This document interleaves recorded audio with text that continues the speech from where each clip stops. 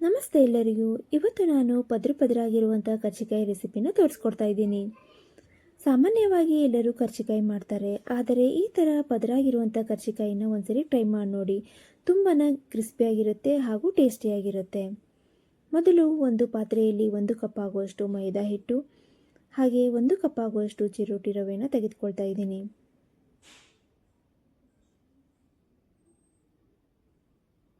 ನಂತರ ಇದಕ್ಕೆ ಸ್ವಲ್ಪ ಉಪ್ಪನ್ನು ಹಾಕಿ ಚೆನ್ನಾಗಿ ಮಿಕ್ಸ್ ಮಾಡ್ಕೊಳ್ಳಿ.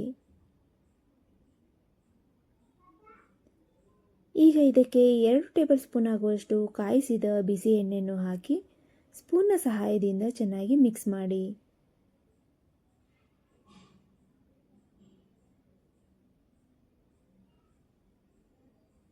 ನಂತರ ಸ್ವಲ್ಪ ಸ್ವಲ್ಪ ನೀರನ್ನು ಹಾಕಿ ಹಿಟ್ಟನ್ನು ನಾದಿಕೊಳ್ಳಿ.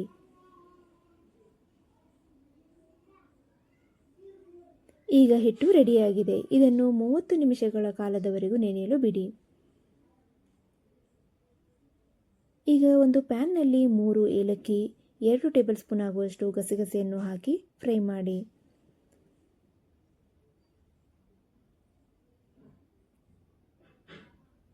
ನಂತರ ಒಂದು ತಟ್ಟೆಯಲ್ಲಿ ತೆಗೆದು ಇದೇ ಪ್ಯಾನ್ಗೆ 2 ಟೇಬಲ್ ಸ್ಪೂನ್ ಆಗುವಷ್ಟು ಬಿಳಿ ಎಳ್ಳನ್ನು ಹಾಕಿ ಫ್ರೈ ಮಾಡಿ.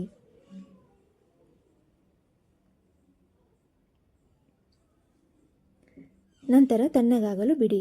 ಈಗ ಒಂದು ಮಿಕ್ಸಿ ಜಾರ್ಗೆ 1 ಬೌಲ್ ಆಗುವಷ್ಟು ಒಣ ಕೊಬ್ಬರಿಯನ್ನು ಚಿಕ್ಕದಾಗಿ ಹೆಚ್ಚಿ ಹಾಕ್ತಾ ಇದ್ದೀನಿ.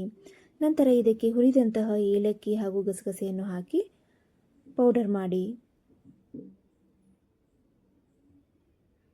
ಈಗ ರೆಡಿಯಾಗಿದೆ. ಈಗ ಇದನ್ನು ಒಂದು ಮಿಕ್ಸಿಂಗ್ ಬೌಲ್ನಲ್ಲಿ ಹಾಕಿ.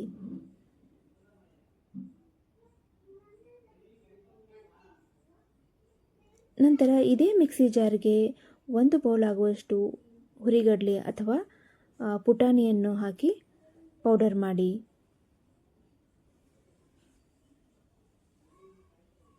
ಇದನ್ನು ಸಹ ಮಿಕ್ಸಿಂಗ್ ಬೌಲ್ಗೆ ಹಾಕಿ.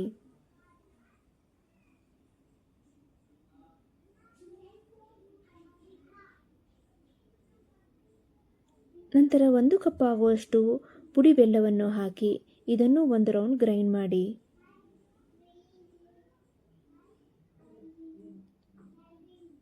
ಈಗ ಇದನ್ನು ಸಹ ಮಿಕ್ಸಿಂಗ್ ಬೌಲ್ಗೆ ಹಾಕಿ.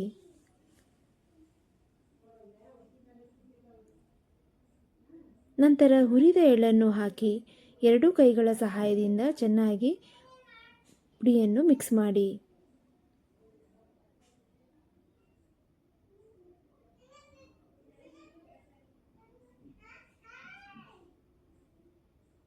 ಈಗ ಸ್ಟಫಿಂಗ್ ರೆಡಿಯಾಗಿದೆ.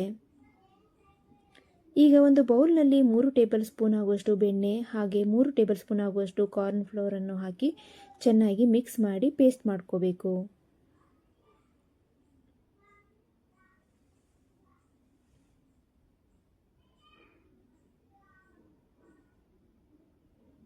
ಈಗ ಹಿಟ್ಟು ನೆಂದಿದೆ ಚೆನ್ನಾಗಿ.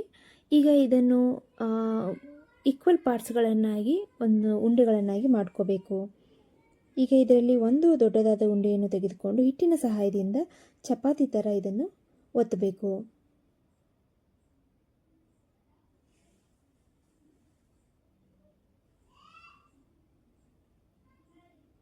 ಈಗ ಇದನ್ನು ಚಪಾತಿ ಒತ್ತುತ್ತೀವಲ್ಲ ಅದರ ಎಡ್ಜಿನ ಸಹಾಯದಿಂದ ಈ ಥರ ಪ್ರೆಸ್ ಮಾಡಬೇಕು. ಏನಕ್ಕೆ ಅಂತಂದರೆ ನಾವು ಈಗ ಒಂದು ಪೇಸ್ಟ್ ಮಾಡ್ಕೊಂಡಿದ್ದೀವಲ್ಲ ಆ ಪೇಸ್ಟನ್ನು ಇದಕ್ಕೆ ಅಪ್ಲೈ ಮಾಡಬೇಕು. ಈ ಪೇಸ್ಟ್ ಚೆನ್ನಾಗಿ ಅದಕ್ಕೆ ಅಂಟ್ಕೋಬೇಕು ಅಂತಂದರೆ ನಾವು ಈ ಥರ ಇದನ್ನು ಪ್ರೆಸ್ ಮಾಡಬೇಕಾಗುತ್ತೆ. ಈಗ ಇದನ್ನು ಎಲ್ಲ ಕಡೆನೂ ಚೆನ್ನಾಗಿ ಅಪ್ಲೈ ಮಾಡಬೇಕು.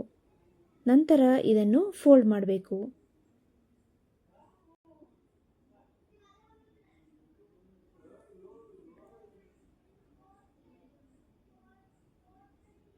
ನಂತರ ಚಾಕುವಿನ ಸಹಾಯದಿಂದ ಚಿಕ್ಕ ಚಿಕ್ಕ ಪೀಸ್ಗಳನ್ನಾಗಿ ಇದನ್ನು ಕಟ್ ಮಾಡ್ಕೋಬೇಕು.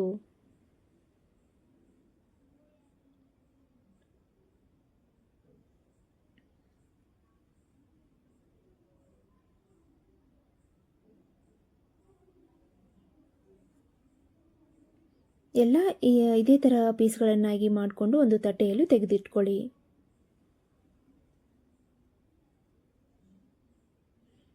ಈಗ ಒಂದೊಂದೇ ಪೀಸ್ಗಳನ್ನು ತೆಗೆದುಕೊಂಡು ಹಿಟ್ಟಿನ ಸಹಾಯದಿಂದ ಚಿಕ್ಕ ಚಿಕ್ಕದಾಗಿರುವಂಥ ಎಲೆಗಳನ್ನಾಗಿ ಲಟ್ಟಿಸ್ಕೋಬೇಕು.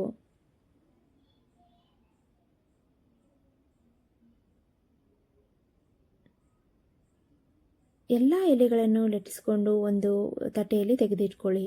ನಂತರ 3 ಅಥವಾ 4 ಎಲೆಗಳನ್ನು ಇಟ್ಕೊಂಡು ಈಗ ಪುಡಿ ಮಾಡಿದ್ದೀವಲ್ಲ ಹೂರಣ ಪುಡಿ, ಅದನ್ನು ಒಂದೊಂದು ಟೇಬಲ್ ಸ್ಪೂನ್ ಒಂದೊಂದು ಎಲೆಯಲ್ಲಿ ಹಾಕಿ, ಹಾಗೆ ಹಾಲಿನ ಸಹಾಯದಿಂದ ಹಾಲನ್ನು ಈ ಎಲೆಯ ಅಂಚಿನಲ್ಲಿ ಅದಕ್ಕೆ ಹಚ್ಚಿಬಿಟ್ಟು ಇದನ್ನು ಫೋಲ್ಡ್ ಮಾಡಿ ಪ್ರೆಸ್ ಮಾಡಬೇಕು.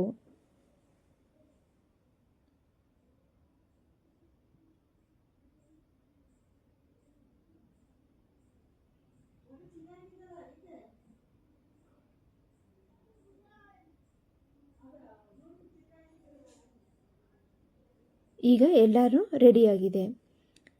ಈಗ ಎಣ್ಣೆಯನ್ನು ಕಾಯಲು ಬಿಡಿ. ಈಗ ಎಣ್ಣೆ ಕಾಯ್ದಿದೆ. ಈಗ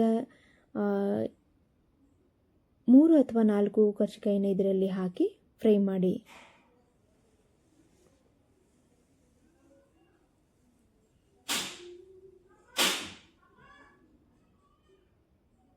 ಇದನ್ನು ಗೋಲ್ಡನ್ ಬ್ರೌನ್ ಕಲರ್ ಬರೋವರೆಗೂ ಫ್ರೈ ಮಾಡಬೇಕು. ನೋಡಿ, ಈಗ ಇದು ಫ್ರೈ ಆಗಿದೆ. ನೋಡಿ, ಕಲರ್ ಎಷ್ಟು ತುಂಬ ಚೆನ್ನಾಗಿ ಬಂದಿದೆ. ಈಗ ಪದ್ರ ಆಗಿರುವಂಥ ಕರ್ಜಿಕಾಯಿ ಈಗ ರೆಡಿಯಾಗಿದೆ. ನೀವು ನೋಡ್ಬೋದು ಅಲ್ಲಿ ಒಳಗಡೆ ಎಷ್ಟು ಪದರಗಳು ಕಾಣಿಸ್ತಾ ಇದೆ, ಲೇಯರ್ಗಳು. ಇದು ತುಂಬ ಕ್ರಿಸ್ಪಿಯಾಗಿರುತ್ತೆ. ನೀವು ಒಂದ್ಸರಿ ಟ್ರೈ ಮಾಡಿ ನೋಡಿ. ಈ ವಿಡಿಯೋ ನಿಮಗೆ ಇಷ್ಟ ಆದರೆ ಲೈಕ್ ಮಾಡಿ, ಶೇರ್ ಮಾಡಿ, ಸಬ್ಸ್ಕ್ರೈಬ್ ಮಾಡಿ. Thank you.